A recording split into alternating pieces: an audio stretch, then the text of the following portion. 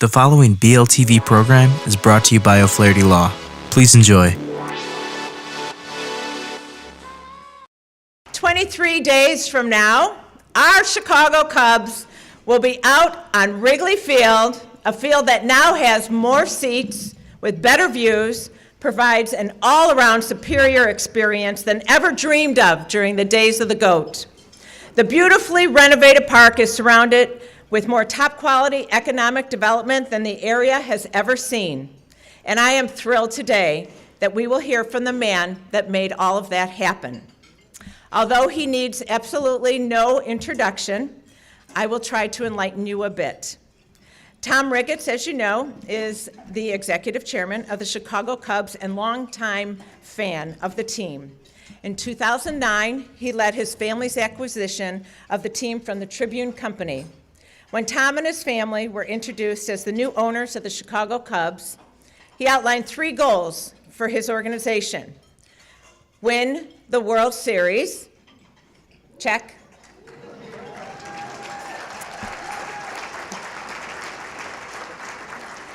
Preserve and improve Wrigley Field for future generations, check. And to be good neighbors, giving back to the city and the team's North Side neighborhood. Check. Thank you for all of that. Now, I hope most of you know that the Chicago Cubs won the World Series in 2016. Many of us here, I think, are still celebrating that. And the Cubs were named by Baseball America as the 2016 Organization of the Year. Tom serves on the Executive Council of Major League Baseball. He is also chairman of InCapital LLC, which he co-founded in 1999.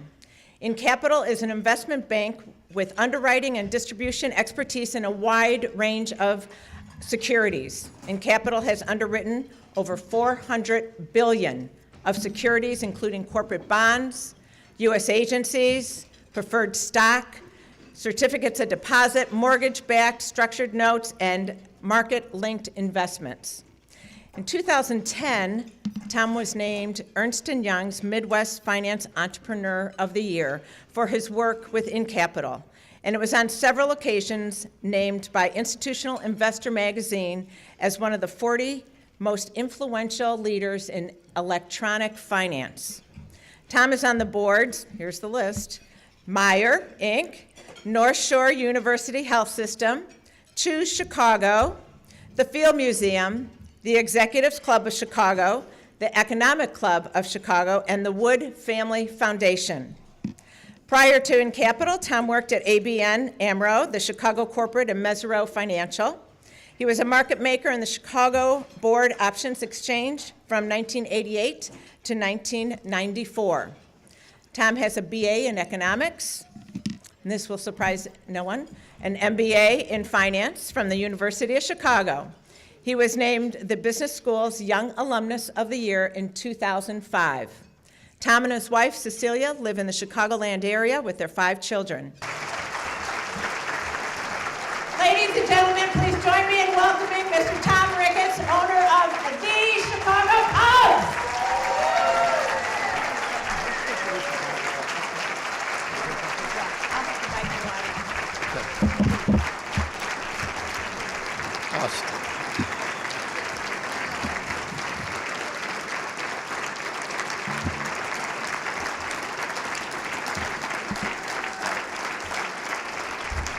Thanks again. Thank you for that pretty warm reception. This is great to be back here. You know, it was March of 2012 when I addressed this room and the multi-chamber group then. Was anyone who's in this room now there for that one? Boy, a lot of people. Yeah. There's a lot of people that were at that speech, and I'm actually kind of afraid of that because I came out here and I did talk about our 3 main goals, but unfortunately, as I talked about those goals and talked about so many other things, I was quoted pointing to the rising young stars on the Chicago Cubs, which included Bryan McHenry and Ian Stewart. Now, not only did Brian LaHare and Ian Stewart not have great years as Cubs, it was both their final years in Major League Baseball.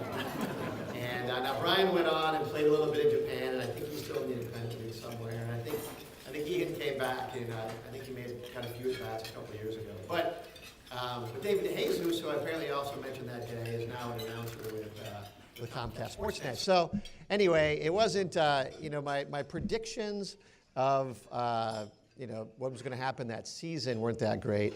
And in fact, we did go on to lose 101 games that year. So I'm not so sure my luck for coming to this event is there. But the fact is, obviously several things have changed.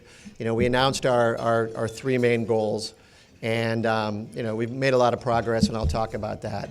But obviously, I think the thing that's probably changed the most is we have this ring now that I'm going to put on.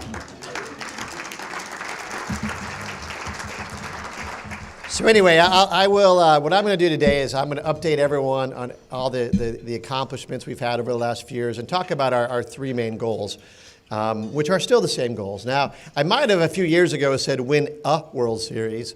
Now we talk about winning the World Series, and of course to preserve and improve the park and to be a good neighbor. So I'm going to kind of take those in reverse order, and I'll go through some of the things we've done, and then we'll have time for questions. So be a good neighbor. That's one of the ones that I said on the very first day that we bought the club, and honestly, I didn't really know exactly what that was going to mean. One of the things that we really focused on was thinking of the term neighbor in terms of what's around the ballpark. I think a couple people at my table for lunch used to live in Wrigleyville. I'm sure many people in this room used to live in Wrigleyville. But we really wanted to do something that was good for the neighborhood. As anyone knows, during the winter there isn't a whole bunch of activity outside of Wrigley Field. During the summer there's a lot of action, particularly on the game days, a lot of sports bars. But in the winter, Wrigley Field didn't look very good, and there really wasn't much activity. So anyway, we did a lot of things. First of all, we opened a new park outside, a little plaza. If anyone's been to the game, they know they can take their kids out there and throw the baseball around a little bit during the game. You can still watch on a big screen TV. Just kind of lets the park breathe a little bit. And at that park, we've also done some other things for the neighbors, including, and you can see up here in the middle upper shot, that's a movie night. We had people come out to watch Blues Brothers and other things, and all the movie nights sold out. Just places for neighbors to come on a weeknight. We had pop jets, for little kids. And one of my favorite things last summer was to look out my window and see little kids running through our little sprinkler system outside. We did a fitness series, and this is a photo up there of people on yoga mats. We did, in addition to yoga mats, different cross training, different exercising things. It was a big success for neighbors. We did farmers market, and we did, which was very successful. And we also did an ice rink, which our little winter market, over 250,000 people came to over the course of about 4 weeks, and over 25,000 people skated. So we're very excited about doing something that's really nice for our neighbors.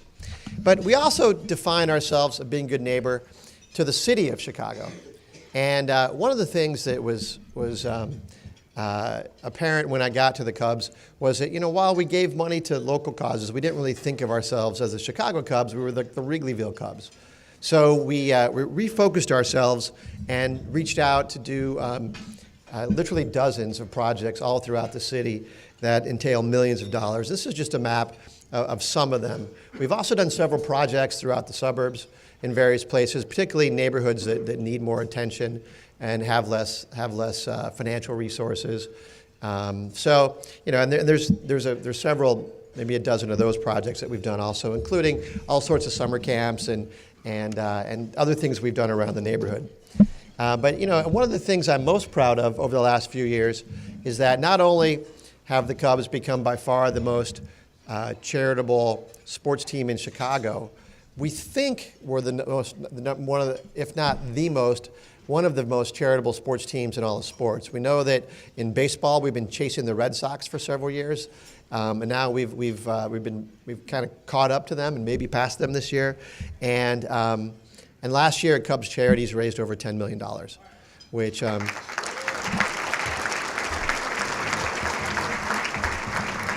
and for those of you in the room that have your own charities, and I'm sure all of you are very civic-minded, it's just a lot of work, and that's a lot of success. We're very, very proud of it. So Cubs Charities and being a good neighbor, I think we've really come a long way toward realizing our potential and achieving the goal that we laid out here 6 years ago. And it's not just money, too. We also have associates who dedicated over 3,400 hours of their time last year. Everyone in here, almost everyone in here is a business person of one sort or another. One of the things that is terrific about the younger generation of workers that we have coming through is everybody's a volunteer. It's something that is kind of in the DNA. And when we were young, it was like, hey, you worked, you paid your rent, and that was it. You had to work, and that was the most important thing. Now we have a lot of young associates who donate their time all over the city to a variety of projects, and that added up to over 3,400 hours of community service last year from our associates alone. So we're very proud of the work they put in. And we also do other things for our neighborhood. One of the things that's a big problem throughout the city, but even near Wrigley, is crime. And so when we would do focus groups, and I was just doing focus groups with our neighbors, trying to figure out what kind of things we should put in the neighborhood, or what kind of amenities they need, or what's missing. And I'd say, hey, what do you guys think about a new hotel? And they'd say, that's great, but we're worried about crime in schools. And I'd say, well, what if this new hotel had a great bar on top? They'd be like, yeah, it's great, but crime in schools is what we care about. So two of the things we really focused on in the last couple of years, we gave $1 million to worked with the city of Chicago to put $1 million in for new security cameras throughout the neighborhood, which is making everyone feel a little better. We put a lot of money into new patrols around the neighborhood, and I think that overall we've really doubled the amount of effort we put into making Wrigley a safe neighborhood as well as a great neighborhood. And on top of that, we gave about $500,000 last year to our local schools. So we listen to our local neighbors as carefully as we can, and do everything we can to make the neighborhood around Wrigley safe, secure, and keep the people who have their kids in school. So I think we've done a pretty good job on goal number 3. Goal number 2 was to preserve and improve Wrigley Field. Wrigley Field, as everyone in this room knows, was built in 1914. It was built by a man named Charles Wigman, not for the Cubs, but for a team that was in a different league. And he built it in 10 weeks for $250,000. So I always kind of fantasize I'd like to go back and meet Mr. Wigman and tell him that we're about to finish putting in $750 million into his $250,000 ballpark. But when you include what we've done outside the park, the family has put about $1 billion of private investment into the ballpark and the neighborhood. And everyone in this room is a development person. You're on the Chamber of Commerce. You know how hard that is to get people to invest in your neighborhoods and your business people. And you just know that that's a pretty substantial contribution to the economy of our neighborhood and our city, creating thousands of jobs. And of course, we're also really good at creating tax revenue. So anyway, in terms of preserving and improving Wrigley Field, is my mic not working? Is that going to work better? Sorry, so people in the back didn't hear any of that?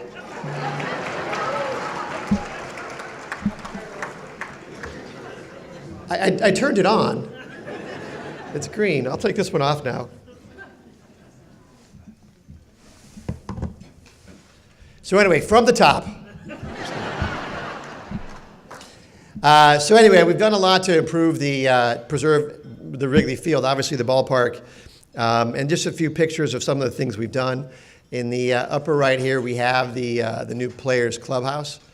And I probably made the joke back in 2012 how bad our clubhouse was.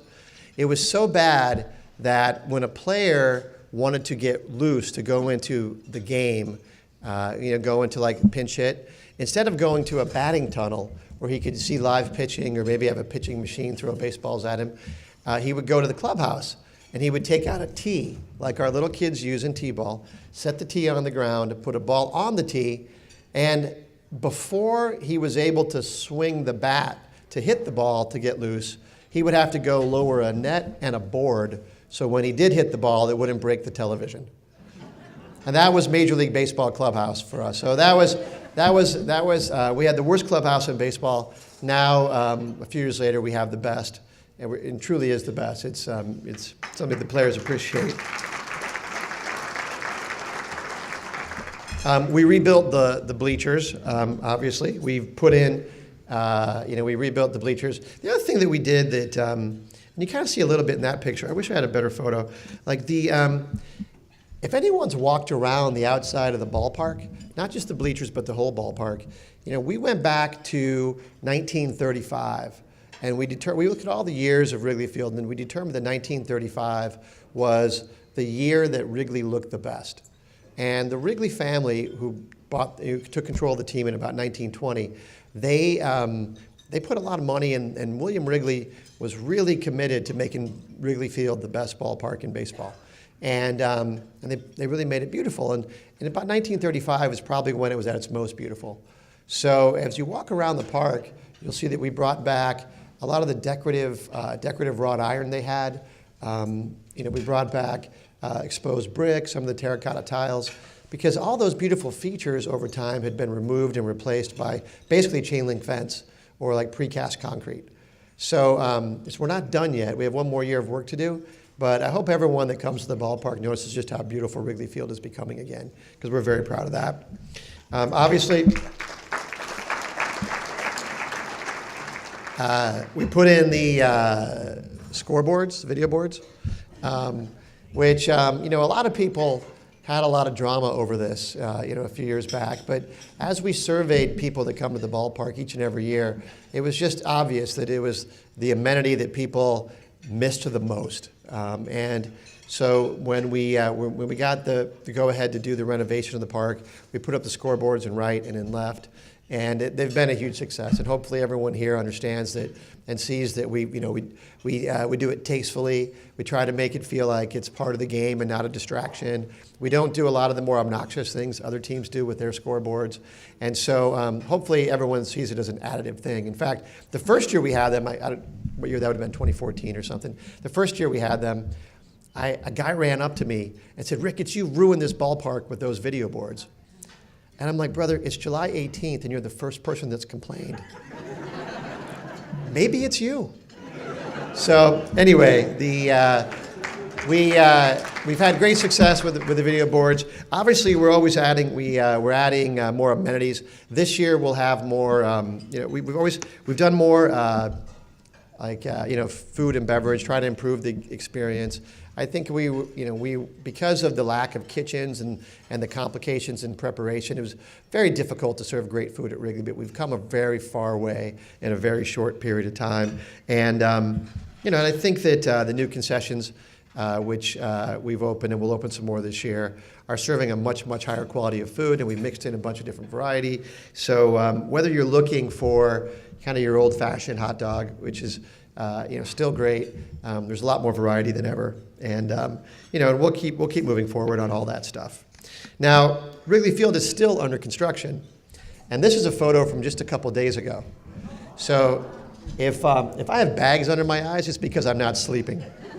And in this photo, there's something like 30 vehicles on the park, on the grass, on the field.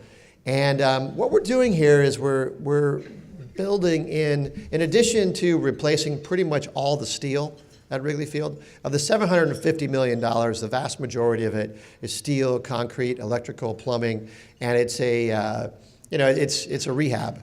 But we are building in features. We're building in some higher, some nicer clubs, and what you're seeing here is both on the first base and third base side, we dug down and we dug basically 28-foot holes underneath the grandstand to put in a club for the people that sit on the first base side, a club for the people that sit on the third base side. And then this year, people sit right behind home plate are going to have a club to go to. So like what every other ballpark in baseball has is places where you can get out of the rain or go get a beer very quickly or do a shorter restroom line. And so we have those coming online over time. Next year, we'll have the 2 first and third base club open, and then we'll also have one on the upper deck, which I'm really excited about. But the other day, there was over 450 construction workers at Wrigley Field, which is very, very frightening. It's like an anthill, but I'm pretty scared. But fortunately, we open on the road in Miami, so we have an extra 10 days to get everything ready for April 9th. So some of the things you're going to see this year as you get back, and these are some photos, some recent photos. We're building in new concession stands. We are improving the Wi-Fi at Wrigley Field, which, yeah, that's a big one.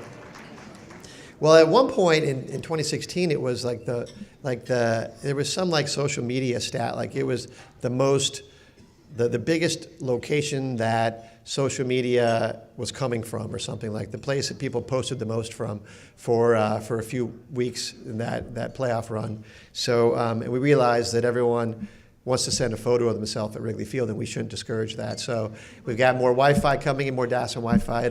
It's not going to 100% be ready all on April 9th, but it'll be over the course of the summer. The lower left-hand corner here, we are building it's what they call in other ballparks an elevator. And so obviously in 1914, there wasn't even an upper deck, so they didn't really plan on elevators. So we over the years, they built a few in, but now we got a few more coming online. So we'll be able to move people in and out a little more efficiently, and it's really designed for people with special needs for the most part, or people that have trouble getting around. But for those people that are coming back, we are definitely going to have a better situation for them going forward. So as you come back to Wrigley this year, you'll sense some improvements, and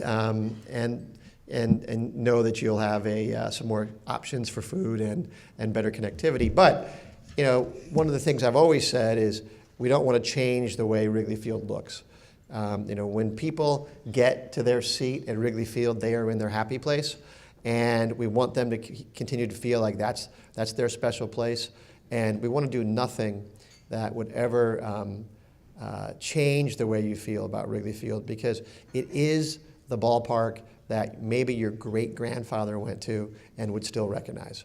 So we don't want to change anything along those lines. Now, outside, we're willing to change a few things. One of the things that we're opening this year is a hotel, and it's a very cool hotel. It's kind of a hip, urban kind of vibe, and now I know every one of the chambers here have their own hotels and accommodations in your own areas, but if you have someone that's so unfortunate as to have to stay in the city of Chicago next year, please tell them about the hotel at Wrigley Field. It's going to be gorgeous, and not only will it be cool and kind of hip and have like a great vibe to it, it's also going to have great restaurants. Like one of the things that we realized early on was that the area around Wrigley Field does kind of become relatively inert in the winter, not a lot going on. And so we wanted to bring people in, and how do you bring people in on non-game days? Well, we built the plaza where people can come and hang out and go skate or whatever they're going to do. But we also want to bring in people with food. And so we went out to all the great restaurant groups in Chicago, and they're listed on here.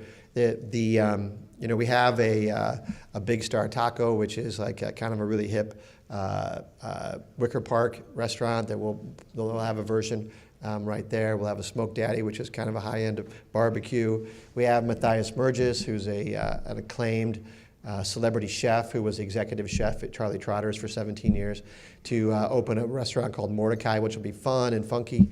We'll have a Westtown Bakery, which is an award-winning bakery, and then the Boca Group is opening a restaurant at the end of the hotel. So there'll be, which will be a little more high-end and nicer place. So in addition to having things people can do outside the park, we're going to think places for people to eat, and we're very excited about all this. And that's all going to open April 9th. So to the extent that you guys want to come down a little early before the game and grab a bite, there'll be other options for you. Or stay after the game and grab a bite, there'll be options for you. And then, since there's a large commute, for some of the folks here, stay the night. What the heck, grab a hotel room.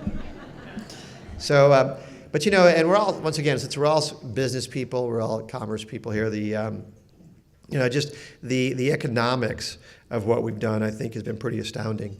When you talk about, close to $1 billion of development, a lot of that is steel, but the other biggest cost is wage. We've spent over $325 million in wages throughout the project, and had more than 1,000 different construction jobs coming through. Really is a great support to the local economy. We had more than $50 million of those $50 million worth of contracts awarded to diverse firms, and about $28 million awarded to go. Yeah, so we'll end up having a large amount of our dollars going to diverse and women-owned firms, and we also have about 38% of our workers that will be women or minorities. So I think that we've really walked the walk. It's something we promised the city we'd be sensitive to when we started the project, and I think we've really delivered. And like I said, and one of the things that it really does help is, we do pay, this not only does it just create jobs with the development itself, we pay an incredible amount of taxes to the city of Chicago, which I'm happy for them, not so happy for me some days. But we pay more than twice the taxes of the second highest tax team in baseball. So we definitely contribute to our economy in multiple ways. So anyway, so the project keeps going. Once again, April 9th, home opener. All this stuff should pretty much be ready except for one of the restaurants. So hopefully everyone here will get a chance to come use it and maybe spend the night.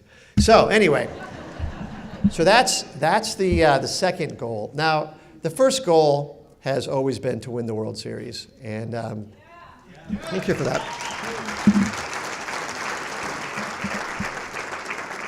And the fact is that when we were here in 2012, my story would have been just be patient. It's going to take some time. We're building the right facilities. We're bringing in the right leadership in baseball. We're going to start from the bottom up and draft good young players and develop them over time. And that's exactly what we did. And, there was a little bit of angst. Obviously not every fan was on board. There were times where I'd be walking through the park, which I walk through the park every game, and guys would come up and be like, "All right, Ricketts, you're ruining this whole thing." And I'd be like, "Brother, which is your favorite championship, 1907 or 1908? What exactly are you clinging on to that we can't change?" But I think one of the things that I think we did well was I think we were pretty honest, except for that part about telling you to believe in the Brian LaHare era. I'm sorry about that. But generally speaking, we told the story as it was. We're going to build facilities. We built New Dominican. We built new spring training. We redid Wrigley Field. We drafted and built and developed our own players. So in 2016, and here's a photo from that World Series win, we were the youngest team in the history of the World Series. So we were a very young team that came through and obviously led us through a really exciting 2016. And of course, everybody got a chance to celebrate. You go to the next slide. The pretty amazing. Just the number of people that. Thankfully, we were in Cleveland, because if we were in Chicago and 1 million people came to stand outside Wrigley Field, the people inside Wrigley wouldn't be able to get out. So it all worked out pretty well. And actually, did anybody get to that Game 7? Anybody in here? Oh yeah, quite a few. So it was really a perfect setup for us in the sense that it was in Cleveland, which isn't too far away. And honestly, tickets weren't as hard to get as people might imagine, because Cleveland doesn't have a big season ticket holder base. So there was a lot of tickets moving around. And and if you were there, you remember it was like a pretty good Cub contingent there. I mean, I don't know about half, but certainly huge group of Cub people in Cleveland. And this is what happened the night back in Chicago, the photo outside Wrigley. And then, of course, Friday morning, we did the parade. Now, the parade was pretty crazy. And they say, it was a pretty big crowd. And so there's I don't know how many people, 800, 900 people here today. So if I seem a little nervous talking to a crowd of this size, it's because I'm now used to talking to crowds of over 2 million. So and they said it was, I forget it was crazy talk numbers, but no matter how you slice the numbers, it was the largest gathering of humanity in the history of the Western Hemisphere.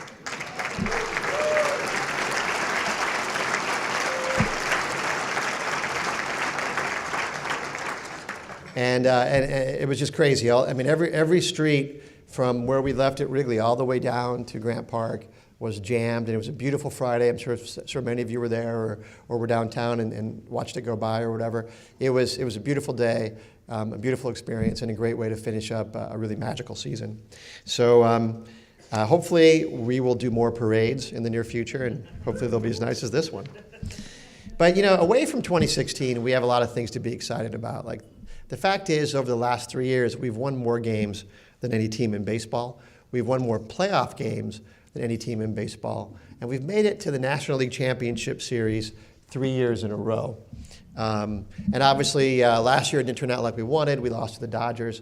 But making it to the NLCS 3 years in a row is a pretty remarkable accomplishment.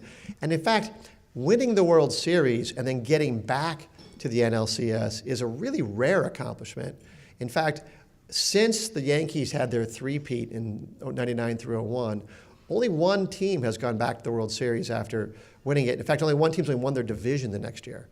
So there is something to the World Series hangover that they talked about. At least on paper, it's unlikely these teams who had just won would fall as far as they do typically, but they did. And last year, what you saw for us was we kind of stumbled out of the gate.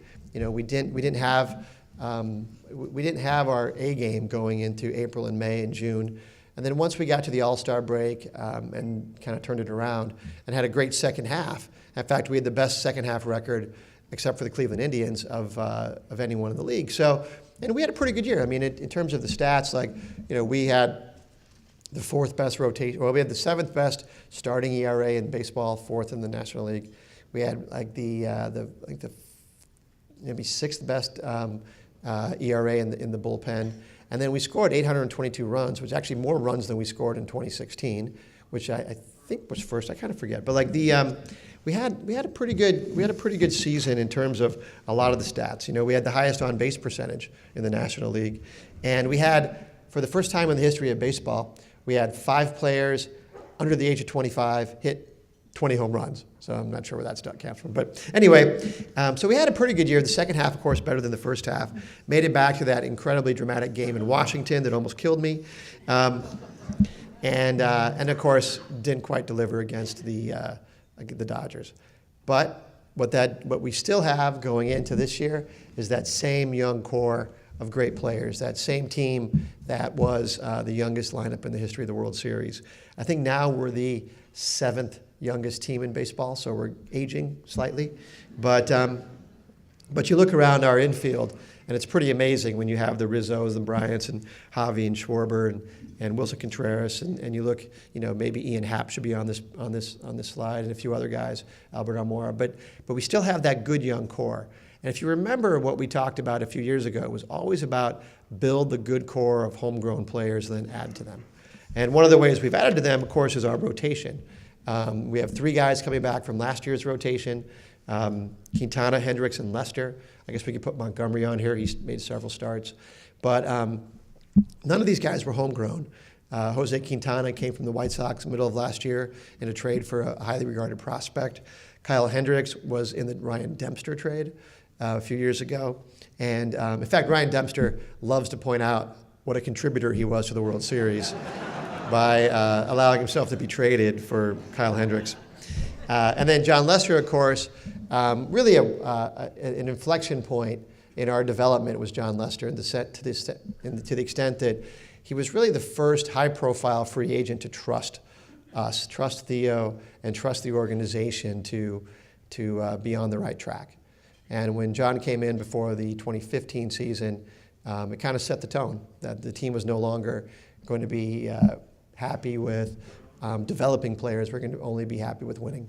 So these three guys are coming back for our rotation, which is great. But we've added pitchers. We've added some arms this year. Tyler Chatwood will be our fifth starter. Tyler Chatwood is a player who not a lot of people know well because he played in Colorado, which is a little bit smaller market. Not a lot, don't get quite as much attention, and his ERA isn't that eye-popping. But when he pitches on the road, away from the very hitter-friendly park in Colorado, over the last 3 years, he has one of the lowest road ERAs in the league. And he's right up there with like Strasburg and the big stars. So we're hoping that he will be a major contributor. And he was a highly sought-after pitcher this offseason that we signed right away. In the bullpen, we have Brandon Mauro and Steve Cishek coming in. Brandon Mauro was, of course, the setup man for the Dodgers, who made our guys look pretty bad in the NLCS last year. So now he's on our team. We think that he's got the potential to be a really excellent closer. Obviously, Cishek is a guy who was a closer, who's got great stuff, late inning kind of stuff. I think he had 39 saves for the Marlins just a couple years ago. Professional, highly regarded bullpen arm. We also have a pretty good bullpen coming back. I mean, everyone remembers Carl Edwards and Dunsing and Strope is one of the better bullpen arms. So we've got more depth in our bullpen ever. And so we should be very confident about our late innings. But on top of that, we also have the biggest free agent of the offseason.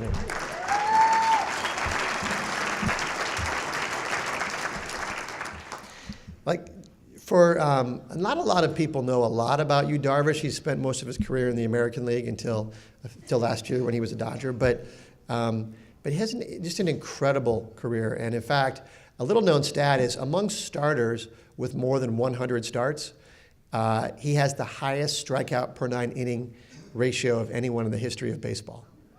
And Darvish is a guy with multiple pitches.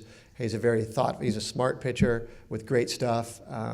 31 years old. We signed him on a 6-year, $126 million deal. We really feel that with Darvish in the, did everyone just gasp at $126 million? It's a weird thing about my job now. You just say that. You don't even think, what does that mean? It's $126 million, whatever. It's like we get kind of immune to it. But anyhow, $126 million. All right. I'm okay. I'm going to get through it. So, but the fact is that with the guys that we brought back from last year, the leadership of the leadership of John Lester, the great stuff and the great style of Kyle Hendricks, the consistency of Quintana. Chatwood is going to be a player that's really good, and then you throw in Yu Darvish. I think we have the best rotation that the Cubs have had in a very long time. And if all these guys stay healthy and you throw in Mike Montgomery to help give them a day off here or there, I think we really have the chance to have the best rotation in baseball. So we're very excited about our prospects this year. So the journey continues. We've got the one ring, and I want to come back in 6 years with a few more on this hand. We've done the things we have to do to be what we believe is one of, if not the best organization in baseball. We have a great young core. We have a good starting pitching. We have a terrific baseball leadership with Theo. We have terrific business leadership with Crane Kenny, our team president. And we feel like this could be another one of those really, really exciting years. So with that, I will gladly open it up for easy questions.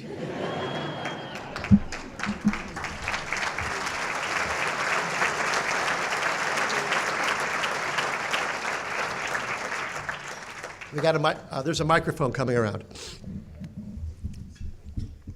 Thank you, Tom. Baseball is a great game, but it's also business. I was wondering if you could talk about the effects of the business aspects of baseball on what's been going on with free agency. With free agency? Well, this is a pretty unique year for free agency. For people that are watching what happens in the winter here, the fact is that next year's free agent class is dramatic. Like really good young players, Bryce Harper, Manny Machado, some pitchers, And this year's free agent class is okay. And I don't think there's ever been a year where more teams are thinking, let's save my resources till next year. And I think that's probably the biggest thing that's happening right now. I mean, once you spend money on a player, you're done. These are all fully guaranteed contracts. So, and you don't get to spend that dollar again.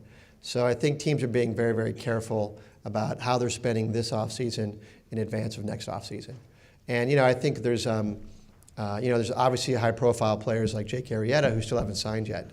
And I'm not sure how that gets resolved, but I do know that there's a lot of teams kind of keeping dry powder for next year. I think the second thing that's really a big driver of this free agency is that I think teams are really just trying to build their own programs. The fact is that, developing your own talent, having guys that are coming up through the system, controlling them for a fair number of years at a reasonable price is the way that the Cubs, the way that the Astros, and the way other teams have been successful. So I think teams are really focused on, the internal development. I think a third factor is, typically every offseason there's a team or two that gets a new television deal. Like a team will get a new RSN arrangement. Like, a lot of teams every team makes money off there. Like our version is Comcast Sportsnet, but there's Fox Sports St. Louis or whatever. And those deals have been getting renewed at much higher levels. So a lot of fresh cash has come in at the team level. The last couple of years there really hasn't been new deals. So I think there's a number of factors that go into this being a slower free agency year than ever. But I'm pretty confident next year that when Bryce Harper and Manny Machado are up there, team owners will be just as foolish and self-destructive as they've ever been. Next question. First of all, thank you very much. We really appreciate what you've done for us. You said you have a nice young nucleus of players playing through right now. In your minor league system, what level are there better players who you expect to be potential major leaguers?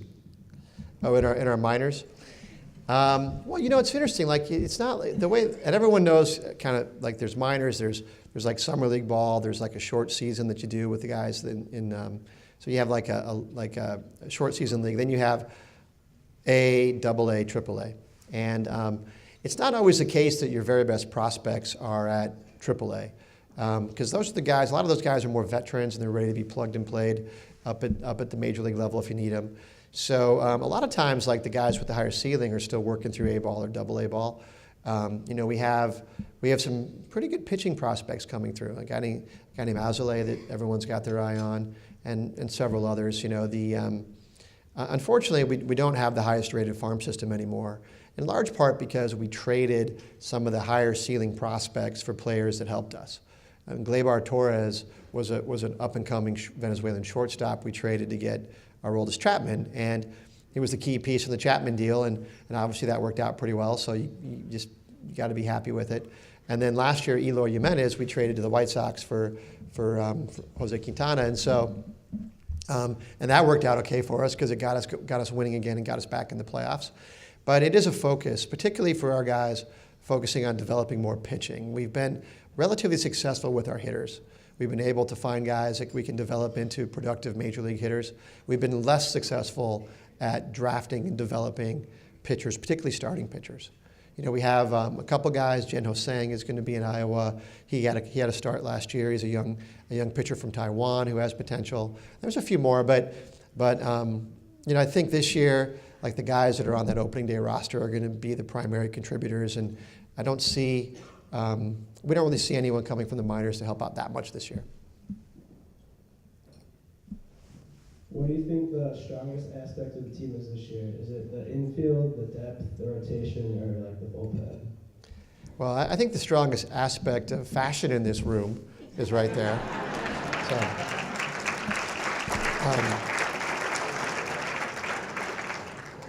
it's. I don't know. Like I don't see a weakness in any of those positions, any of those functions of our game. I mean, we're a very high-scoring team last year. We have a new hitting coach, which should help us a little bit. I think one of the things that we were really good at last year was when we had a pitcher with a good matchup versus us, we scored a lot of runs. Where we were less successful was when we had a high-quality pitcher And we didn't stick to the plan like we could have. And I think that Chili Davis will help us as a hitting coach. So I think we're going to score more runs this year, honestly. I think every one of our players has got one more year of experience. Typically players get better until they're around 29 or 30, and we're still pretty young. So I could see us scoring more runs this year easily. I could also see us having a better starters ERA. We were seventh in the entire league in starters ERA, and a little over 4. And that was with, starting the year with Brett Anderson in our rotation, and John Lackey was solid and ate a lot of really, really critical innings for us. But I think we've improved at those 2 positions. So I think our starters will be a strength that everyone looks at. And the bullpen. I mean, we're just deeper. They're all veterans. We're not, even Carl Edwards now, believe it or not, is a veteran. The fact is that, we've got guys who are strike throwers who are going to come in pressure situations and be ready to be up to it. So I think we're good all across the board. I think I'd have to say if we had a weakness, I think team speed might be one of our lacking things, but I don't know if we'll steal 10 bases this year. But team base running is more important than team speed. So anyway, I think we're pretty good across the board, honestly. Time for 2 more? Sure. Good afternoon. First question, I have 2. First question is, looking at that construction picture that was up there, that was really impressive. What's plan B come opening day? Second one, it's more about youth participation. Our local Little League field has a connection with the Cubs from the movie Rookie of the Year. It was where the Little League fields were seen. Oh, is that right? Okay. Were filmed in Westmont. I grew up on that field. My office is practically right outside of it. And it pains me to see it empty all day long during the summer. And that's happening across the country. National Sporting Goods Association just came out with new numbers that about 15 years ago, participation in youth baseball was about 17.5 million. Today it's at about 13 million. Keeping kids involved and interested, and we hear numbers are dropping because they're going to travel baseball. Not the case, it's just across the board. Is that a concern to you? Have you gotten involved in those kinds of numbers and what to do about it to keep kids involved, participating? There's a lot more opportunities out there, but those are things we struggle with. Yeah, that's a great question, and the answer is yes. It's something that we think about.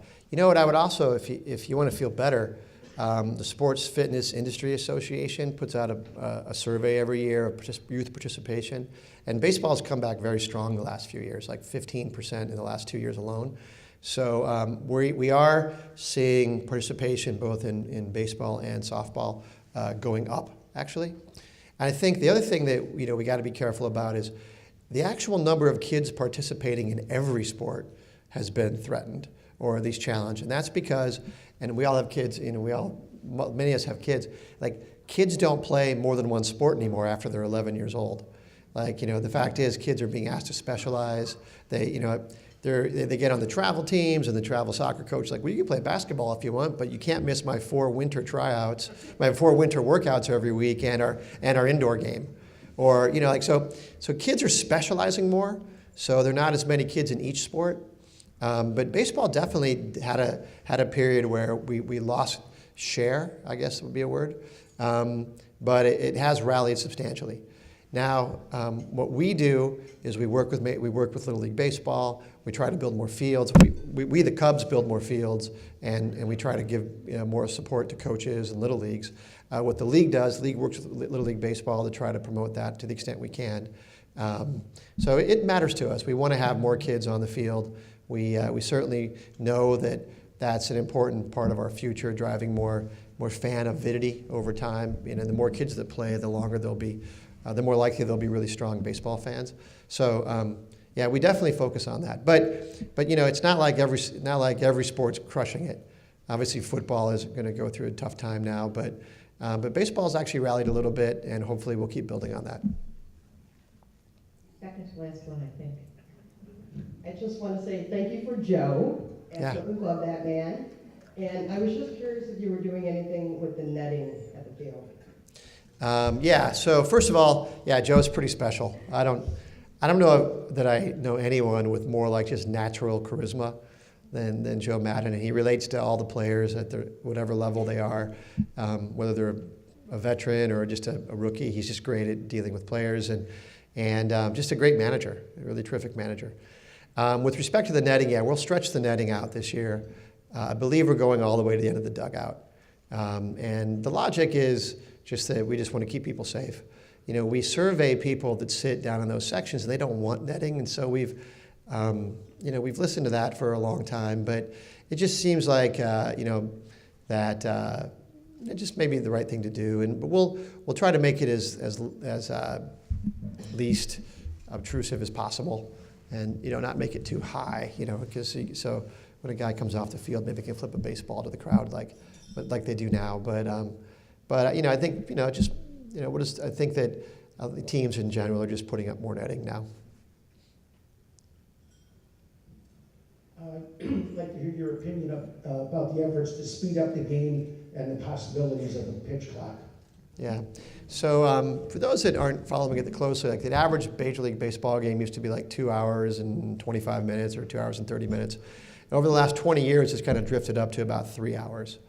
And, and honestly, it is a concern of the league. I personally, when I'm walking around Wrigley Field, nobody really brings that up.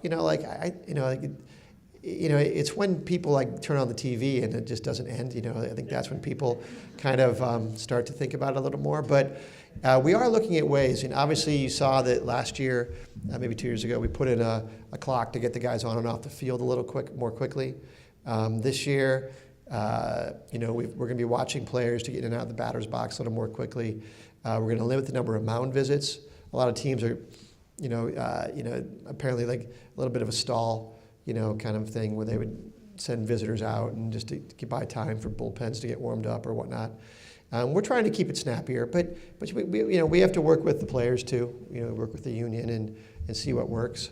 The other thing that's happened in the game, which isn't a rule issue, it's just the way people play, is the number of strikeouts, the number of walks, and the number of home runs keep going up every year. And so obviously those at bats, they take a little longer. Guys are waiting for the right pitch. One of the things guys in baseball do now that they didn't do 30 or 40 years ago is they'll take a called third strike if they know if that pitch hits that low outside corner, they know that even if they put it in play, it's an out. So they'll take their chance that that's a ball.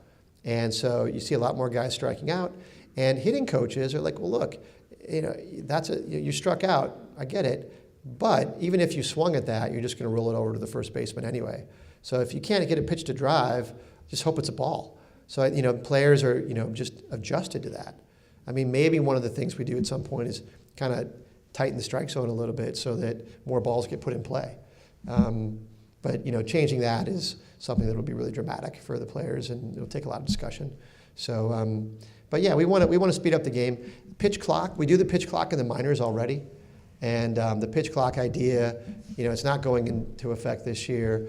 Most pitchers don't have a problem with pitch clocks in terms of the time. They don't take more than 20 seconds. I don't think most pitchers are in favor of a pitch clock either, and they probably just don't want to deal with one more thing to think about. But or if they want to take an extra moment between a certain pitch, they want to have the freedom to do that. We'll see if pitch clock ever becomes a thing. But for now, it's focusing on getting the guys on and off the field more quickly, and making sure they just don't dawdle quite as much, and hopefully that'll tighten up the game somewhat. This one is not a question; it's a comment from one of your staff members, a message from one of your staff members. Oh boy. Hi, Mr. Ricketts. I'm Debbie Nelson with Chicago suburban newspaper, The Daily Herald, and I'm pleased to be friends with Rick Fuse. And he's on the phone to let you know that the world's best grounds crew manager will have your field whipped into shape in no time.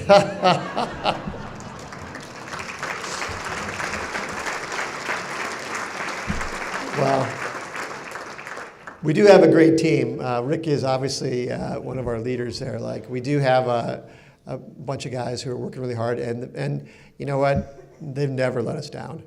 The only time that I've let them down was a few years ago. We had Roger Waters of Pink Floyd do a concert at Wrigley Field, and he did The Wall. And The Wall is this involved show, as you guys might know. And it stretches from foul pole to foul pole. And we're like, well, he's going to do the game. He's going to do the show on Saturday. We're playing Monday. We're like, fine, that'll be plenty of time. We're doing the Monday night game. That'll be plenty of time to get it fixed. Well, to set up The Wall, it takes about a week. And they put this metal track on the grass, which isn't a big problem unless it rains a couple times and gets really hot. So they pulled up that metal track, and Rick will know the story. They pulled up that metal track after the concert, and that grass wasn't just dead, it was completely rotting. And it smelled like a farm. And so it was just that. So anyway, I walked out Monday morning, and I'm like, oh my God, Soriano's eyes are going to water when he gets out here tonight to play baseball. But the grounds crew, very quickly, they got out fans, they aired out what they could, they painted it to look as green as it could get. But that's a case where those guys never let me down. Sometimes I ask a little too much at times, but and on TV it was this big stripe across our outfield. So anyway, we won't do that again. But anyway, so I know my time is up. I just want to say once again, it's great to be back. And thanks to everybody in the room, and hope we all see you at a Cubs game this year. Thanks.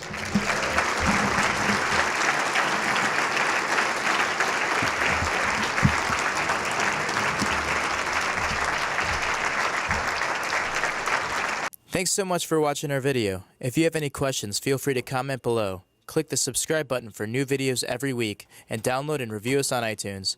Visit learn-about-law.com for other legal-related articles and videos. Visit our business podcast and video blog, seizeyourbusiness.com, and visit Making Real Estate Fun for real estate videos and podcasts. Call us at 630-324-6666 for a free consultation.